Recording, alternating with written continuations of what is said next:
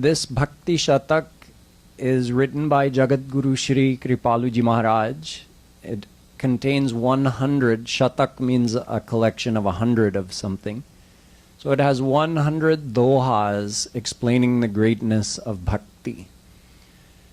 Over the last couple of years, I've been working my way through all 100, and so far we've made it to the 85th doha. We completed up to the 85th doha in the last session. So I'm going to go further ahead this week, and we'll finish up to the 100th. Just as a review, the Bhakti Shatak contains the explanation of Upanishads, Brahma Sutra, and Gita, which are called the Prasthantrayi. These are the three scriptures that the other Jagat Gurus, like Shankaracharya, Nimbarkacharya, Ramanujacharya, Madhvacharya, they all quoted from these scriptures to give the evidence, the pramar, for their philosophi. So Prasthantrayi, three types of evidence that they gave. And they wrote big books in Sanskrit explaining Advaitvad, Vishishtadvaitvad, Vishuddhadvaitvad, Dvaitvad, Dvaitadvaitvad, all these different explanations of the divine philosophy. So Maharajji, he's the fifth Jagat Guru, and he decided he's not going to write any big explanation in a big Sanskrit format like the previous Jagat Gurus. Nor is he going to establish a new vad, a new type of explanation. He decided, I'm going to keep it simple so even ordinary people can understand, and I'm going to reconcile what all the previous Jagat Gurus have said, because they all explained it slightly differently. This is true for all of Maharajji's writings and lectures. He is Nikhila Darshan Samanvayacharya. He reconciles all the apparent contradictions between what other saints and what all the scriptures say. So in this Bhakti Shatak, as we've seen through the first 85 dohas, Maharajji addresses some of the most confusing topics of Sanatana Dharma, and he elegantly and beautifully presents it in a way that we can not only understand but apply in our life. As we go forward with the 86th doha, so if you turn to page 171, you'll see doha number 86.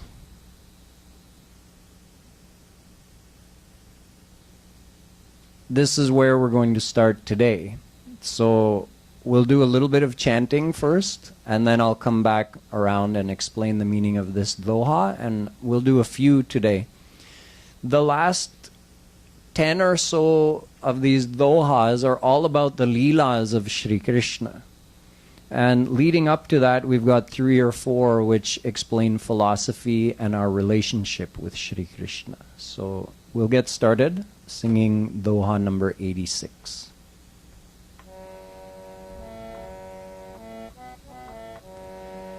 Radhe Radhe Radhe Radhe Radhe Radhe Radhe Radhe Radhe Radhe Radhe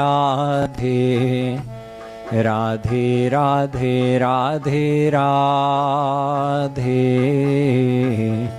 Radhe Radhe Radhe Radhe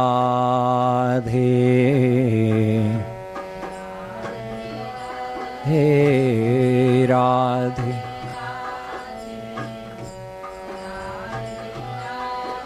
Hey Radhe Radhe Radhe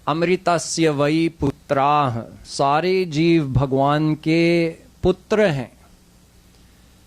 तो मैं पुत्र हूं और माया आपकी दासी है।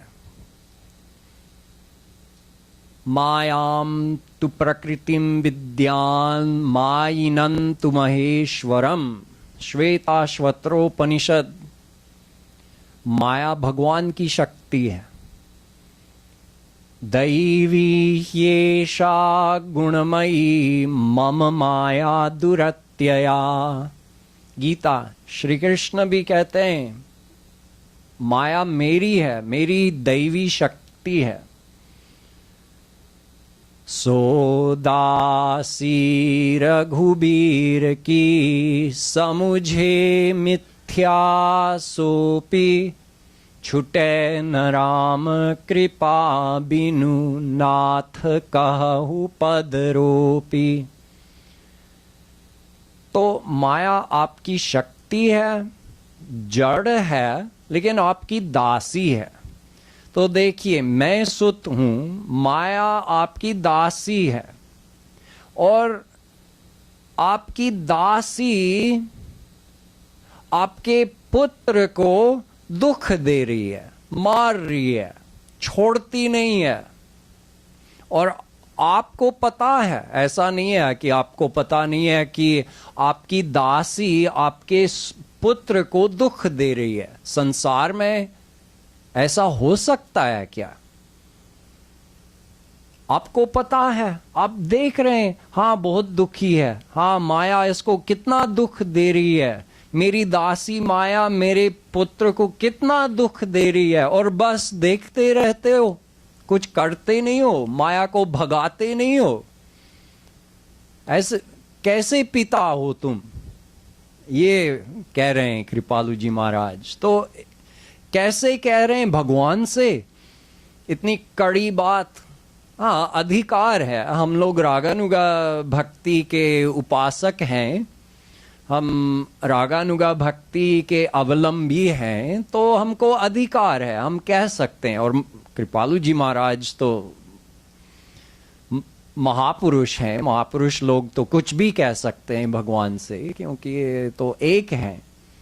लेकिन हम भी कह सकते हैं, हमारा कहने का अधिकार है, क्योंकि हम रागानुगा भक्ति के अवलंबी हैं।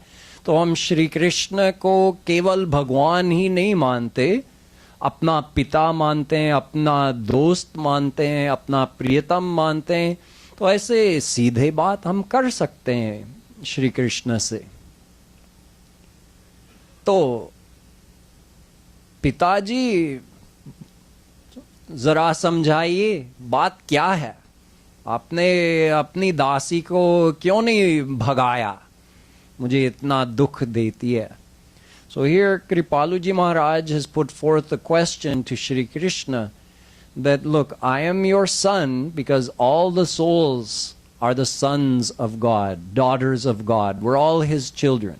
So I am your son, or I am your child, and Maya is your servant. It says so in all the scriptures. And this Maya, who is a servant of yours, is making me so unhappy. Maya gives me so much suffering every day. And you know about it. You're watching. You're supposed to be my father, and you're letting your servant cause so much suffering to me? How is it so? There has never been such a bad father in the history of the world. It doesn't happen like this in the world. The father would scold the servant so badly. How dare you? But you're just watching. Ah, dukh de rahi hai. Acha. So why is it like this? This devotee, Kripaluji Maharaj, in the words of a devotee, is saying to Shri Krishna. So one important thing to take away from this devotee is accepting, I am your son. That's a big thing. Just to even think of complaining in this way, it means the devotee accepts, I'm your son. How have you abandoned me in Maya? That's a good first step. That even though we're complaining to him, there's humbleness in that. That I'm your son and I depend on you for everything. I'm surrendered to you, so why are you letting Maya cause me this much suffering? So that's part of what's in this doha. The other part of what's in this doha is understood. It's not explicitly explained. But what's understood is that the correct philosophy is contrary to what Maharaji has written here. What is the correct philosophy? The correct philosophy is that Maya is serving us, is helping us. What does it actually mean when Maya is giving us suffering? For instance, someone you thought was your friend doesn't really pay you any attention anymore. So that's like getting it's not literally a slap across the face, but it feels like that. So Maya gave you a slap. Then let's say somebody close to you died. That's like Maya gave you a kick. So Maya is giving us lots of slaps and kicks every day. Little ones, sometimes really big ones. What is Maya trying to tell us? Maya is saying, look, he's my Swami, Shri Krishna. Your father, he's my master. And I am his servant. So I'm trying to tell you, don't come to me. You're coming to me looking for happiness, but happiness is in him. So if you come to me, I'm going to keep slapping and kicking you until you turn to him. In other words, Maya is our first guru, teaching us that yahan sukh nahi hai, wahan sukh hai. तो माया लात मारती है जब, तब हमको होश आता है कि हाँ, यहाँ तो कितना दुख मिल रहा है, कभी असली सुख नहीं मिला है. और सारे महापुरुष और शास्त्र वेद कह रहे हैं कि सुख, असली सुख भगवान में है. तो माया यही बता रही है हमको कि हमारे पास मत आओ, उधर आओ, अपने पिताजी के पास जाओ. और हम लोग जिद करते हैं, नहीं तो मैं तुम्हारे पास ही आऊंगा. तो माया कहती है, ठीक है, मैं भी जिद्दी हूं, खा लो और चप्पल जूते. So Maya is just trying to keep helping us go towards God, giving us little bits of suffering, sometimes big sufferings, to make us realize that janma mrityu jara vyadhi dukha doshanudarshanam. Gita, Shri Krishna says, seeing the pain in being born, look, even being born, the child comes into the world crying. What a great start. That's Maya. So it hurts being born. Janma, mrityu, it hurts to die. Jara, it hurts to get diseased and injured and sick. Vyadhi, it hurts to get old. Everything starts hurting. Shri Krishna says, seeing all the suffering in all the stages of life, a person is supposed to realize that this world is not mine. Shri Krishna is mine. So Shri Krishna is saying, if you accept that I am your father, then just come to me. Just come to me. As soon as you turn to me, Maya will go away. Right now, our back is turned to Shri Krishna and we're facing Maya. That's why Maya has havi over us. Maya has effect over us and we're subject to all the sufferings of Maya. But the moment we turn away from Maya and turn towards Shri Krishna, then Maya can't affect us. Turning from Maya towards Shri Krishna depends upon our understanding. हम क्या समझते हैं कि सुख माया में है कि भगवान में है. उसके अनुसार हम या तो माया से सन्मुख रहेंगे या भगवान से सन्मुख बनेंगे। यदि हम समझते हैं कि मेरा सुख संसार में ही है, तब हम कभी भगवान की शरणागति में नहीं जाएंगे। भगवान से संसार मांगना शरणागति नहीं है, वो धोखा है। हम सोच रहे हैं कि मैं भक्ति कर रहा हूं। कैसी भक्ति? संसार मांग रहा हूं भगवान से। तो ये संसार की भक्ति हुई है, भगवान की भक्ति हुई ही नहीं। तो असली भक्ति का मतलब है कि मैं समझ गया हूं सुख भगवान में है, माया में नहीं है, इसलिए मेरी आशा भगवान की ओर है, तो मेरा मुख भगवान की ओर मुड़ गया है। That's what it means to turn towards God. You accept in your heart there is no perfect happiness in this world. Perfect happiness is in Shri Krishna, and then hope, long to meet him and get perfect happiness from him.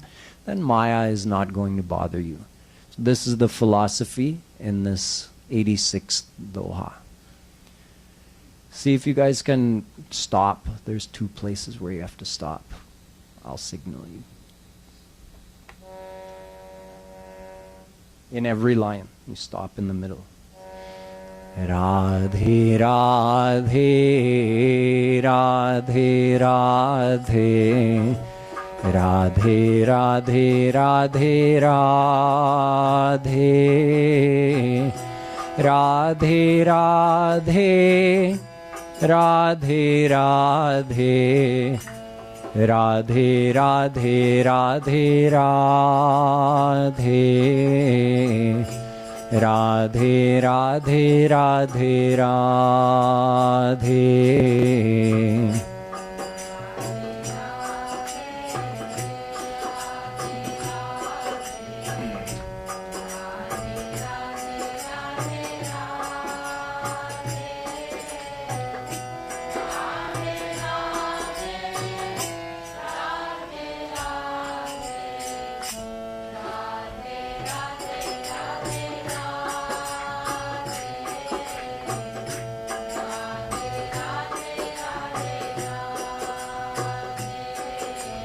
Hari सुत कहाँ हरि दासी, जड़ माया दुख देत, बड़ अचरज पितु लखत नित, तब हुन सुत सुधि लेत।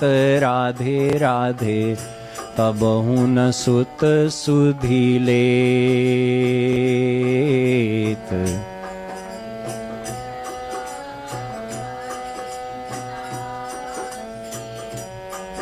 माया दुख दे,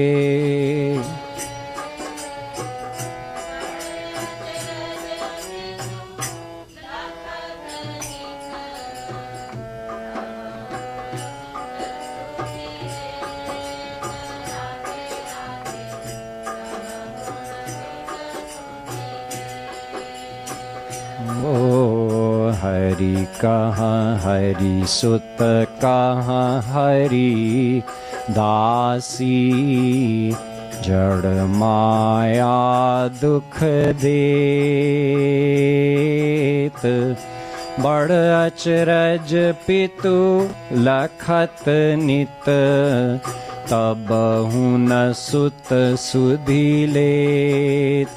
राधे राधे तब हुन सुत सुधि लेत।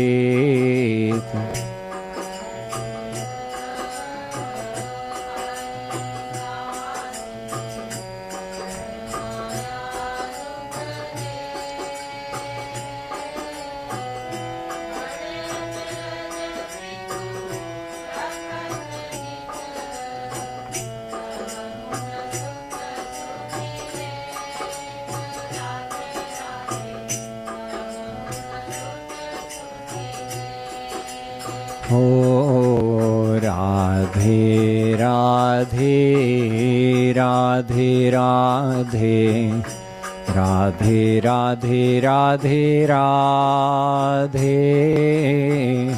Radhe Radhe, Radhe Radhe, Radhe Radhe, Radhe Radhe, Radhe Radhe, Radhe Radhe.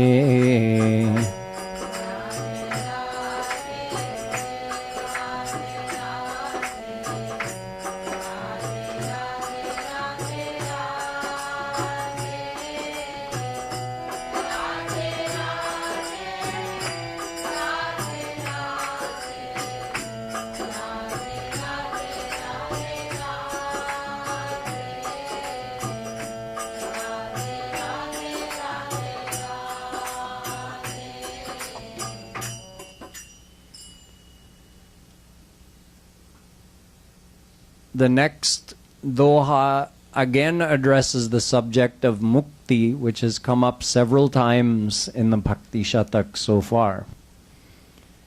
Here Shri Maharaj Ji says, Haridasi hai mukti sab. There are 5 muktis. He says all of them are dasi of Shri Krishna. They are his servants. Mukti, actually, mukti means liberation. There are 5 different types of liberation. They all exist in a personal form, a divine personal form, like a divine goddess. And they are all servants of Shri Krishna. So Sarshti Mukti, Sarupya Mukti, Salokya Mukti, Samipya Mukti, Sayujya Mukti. These 5 muktis, they all exist in a personal form, and they're all servants of Shri Krishna. So Maharaj Ji says, Haridasi hai mukti sab, sabe jiva haridas. Jeev, all the souls, are also said to be servants of Shri Krishna. Jeever swarupa hoy Krishner nityadas. Because we are Ansh of Shri Krishna, and he is our Anshi, it is our nature to serve him.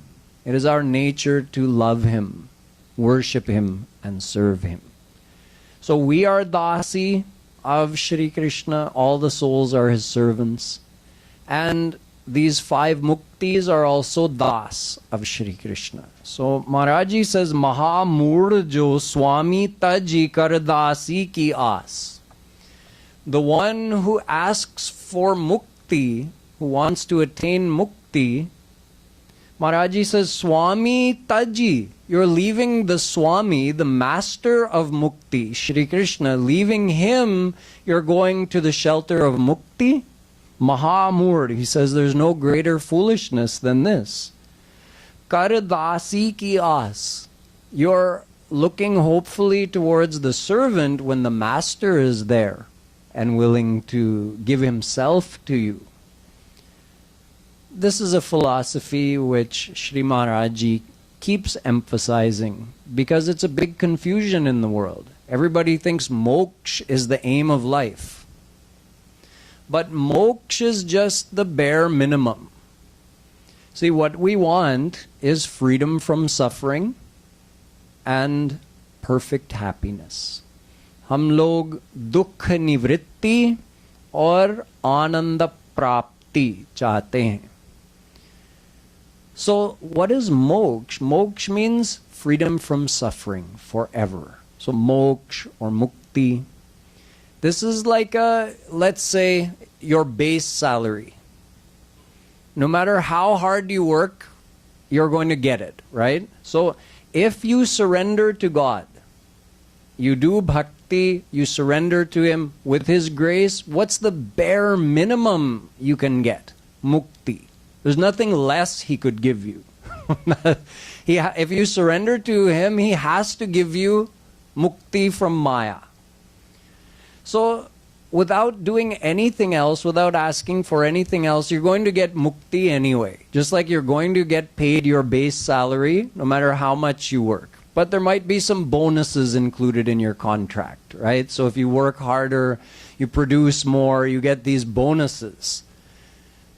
it just asking for mukti is like ignoring all those possible bonuses. Or like in your car, you have just the, the bare minimum with none of the options. Well, what if all the options were free? Who wouldn't want all those extras that you can get in a car? The rear view camera, the side sensors that tell you when you're going out of your lane, all these things, you can get these options, right? But you pay more for them. Well, what if they were all free? Who wouldn't take them?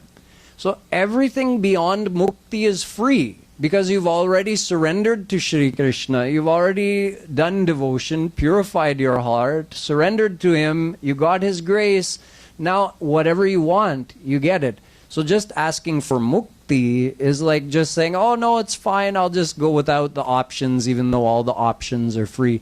You're going to get mukti anyway. You have to get the basic plan, kam se kam. You have to get the car with no options, right? That's like mukti.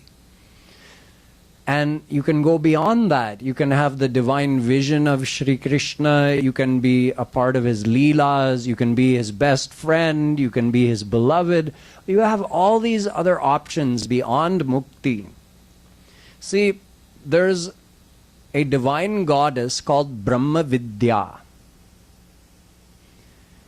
ज्ञानी लोग ज्ञान मार्ग के द्वारा अपने अंतःकरण शुद्ध कर देते हैं, तब उनको आत्मज्ञान मिलता है.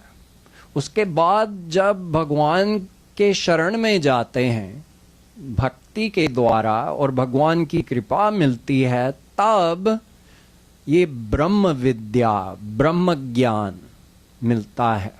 तो ये ब्रह्म विद्या एक शक्ति है. उनकी कृपा से ज्ञानियों को ब्रह्म ज्ञान होता है और उसके द्वारा उनको मुक्ति मिलती है. तो एक बार जावाली मुनि, पद्म पुराण में कहानी है कि एक बार जावाली मुनि जा रहे थे जंगल में, तो उन्होंने देखा है कि एक बहुत सुंदर देवी बैठी हैं ध्यान मग्न. तो ठहरे और जब उस देवी ने अपनी आंखों को खोला तो उन्होंने पूछा कि देवी आप कौन हैं? तो उन्होंने बताया कि मैं ब्रह्म विद्या हूँ. तो आप किसका ध्यान कर रही थी? उन्होंने बताया कि मैं श्री कृष्ण का ध्यान कर रहा था. ब्रह्मानंदेन पूर्णाहम तेनानंदेन तृप्तधीः तथापि शून्यमात्मानं मन्ये कृष्ण रतिम बिना. मैं श्री कृष्ण का ध्यान कर रही थी क्योंकि उनके प्रेम के वंचित हूं. तो वैसे मैं ब्रह्मानंद से परिपूर्ण हूं, तृप्त हूं, लेकिन तथापि अंदर शून्यता का अनुभव होता है. क्यों? क्योंकि श्री कृष्ण का प्रेम नहीं प्राप्त किया है. ब्रह्म विद्या कह रही हैं. So I just told the story of Brahma Vidya, the personified divine knowledge of God, with whose grace the Gyanis get liberation. She was sitting in meditation and a great sage saw her and asked, "What are you meditating on?" And she said, "I'm meditating on Shri Krishna because even though I am completely absorbed in the bliss of formless God, Brahmanand, the bliss of liberation, yet I still feel a void within me because I haven't gotten to experience the divine love of Shri Krishna." So here Shri Maharaji is saying, why would you go to Mukti when Mukti is just a dasi of Shri Krishna? Mukti kahe gopal te meri mukti bataya. The Muktis went to Shri Krishna one time. Gopal ke paas gayi muktiyan. So they said, tell us how we can get liberation. हमारी मुक्ति बताइए, कैसे हो जाएगी? So Shri Krishna said, तेरी मुक्ति? Why do you need to be liberated? They said, because we haven't attained your divine love. So we are also under bondage. Shri Krishna graced them to go down to Braj and become gopis.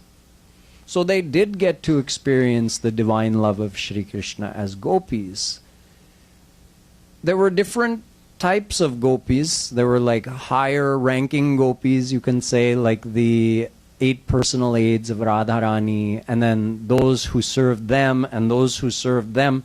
So these muktis, they came as gopis who did what someone would consider to be very menial service, filling the water jugs and bringing it to the gopis so they can do whatever is required, washing the floor in Radha's palace, cooking for Radharani, bathing Radharani. So they had the seva of just going and filling the water jug and bringing it. In other words, they were the servants of the servants of the servants of Radha and Krishna. They were the servants of the higher ranking gopis. So imagine, we have the potential to become like one of those gopis. In other words, to go beyond mukti. Mukti would be serving us if we became a gopi. So why would we go to mukti and ask for her grace? Why would we desire mukti when we could have something far beyond that? That is what Shri Kripaluji Maharaj has explained in this doha. If you only ask for mukti, you don't get the divine love of Shri Krishna. You don't get to be with him in a playful way in his divine abode and take part in the leelas. You don't get that. So that's why Maharaj is saying, don't ask for mukti, just go straight to Shri Krishna. Muktim dadasi karhi chit smana bhakti yogam Bhagavatam. Shri Krishna is very quick to give mukti. हाँ, बहुत खुश होके आपको मुक्ति दे देंगे. हाँ, उनकी छुट्टी हो जाती है. क्योंकि यदि आप मुक्ति नहीं मांगेंगे उनसे, तो फिर उनका ऐसा हाल होता है कि अब मैं क्या दूं? मुक्ति नहीं मांगा, संसार भी नहीं मांगा, अच्छा बाकी क्या है? अच्छा, अपने आप दे देता हूं. He gives himself if you don't ask for anything else. फिर फंस गए. श्री कृष्ण फंस जाते हैं, क्योंकि जब अपने आप को समर्पित कर दिया अपने भक्त को, तो फिर जो भक्त कहेगा वही करना पड़ेगा. इसीलिए मैया यशोदा बांध रही हैं उखल से, इसीलिए मैया डरा रही हैं सांटी से, इसीलिए ठाकुर जी रो रहे हैं मैया की गोदी में जाने के लिए, क्योंकि अब भक्त के पराधीन हो गए भगवान. भगवान नहीं रहा, उनकी भगवत्ता बाहर फेंक दिया भक्त ने और अपने अधीन बना दिया अपने प्रेम से, अपने निष्काम प्रेम से भगवान को अधीन बना दिया. इतनी शक्ति है, इतना पोटेंशियल है मनुष्य में. So if we don't ask Shri Krishna for liberation, he says, okay, then you haven't asked anything from me, I'll give you myself. And then he forgets his godliness. He leaves behind his almightiness and he just becomes yours, completely and totally yours. And there's no formality or separation between you and him anymore. So if you want that, don't ask for mukti. Just go straight to him in your heart. Just say, I want you.